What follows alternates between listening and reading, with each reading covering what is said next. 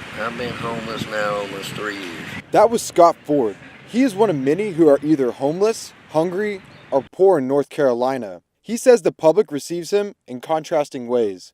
Well, yeah, I mean, some people don't really care about panhandlers, but there are people that have got to know me in Chapel Hill. According to the USDA, North Carolina ranks 5th in food insecurity, the measurement of hunger. Currently, 1 out of every 5 North Carolinians are concerned about where they'll get their next meal, and 210,000 are considered to be hungry in the Triangle area. Table, the local nonprofit organization, focuses its efforts exclusively on childhood hunger in Chapel Hill and Carrboro. Executive Director Ashton Chatham Tippins addresses how many kids are in need here. From preschool to middle school, it's over 2,500. So it's 30%. We're feeding 500 of those kids, but that leaves 2,000 that are potentially in need of food. Table is trying to reach the other 2,000 kids through their backpack program, which gives out a variety of healthy foods so kids have enough food to set their own table.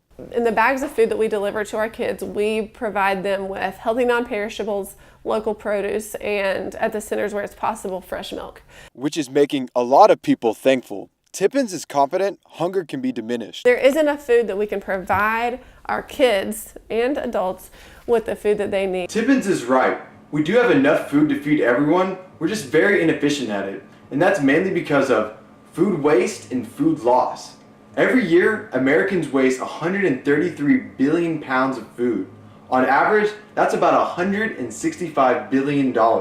If we could just reduce that by 15%, we could feed 25 million more Americans. Heather Hunt is a research associate at the North Carolina Poverty Research Fund. She highlights some of the tough decisions poor people sometimes have to make. A lot of people who are poor do this juggling act of, I have to pay the electric bill right now, and that means I have to sacrifice something else, and that's often food. Hunt thinks collaboration could combat poverty.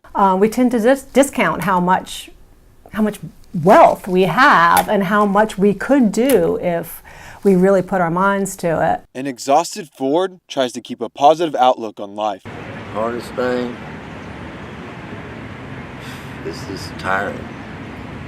After a while, just get tired of it. But it's part of life. You just have to, like a great fighter said, it ain't how hard you can hit. It's how hard you can be hit and keep moving forward.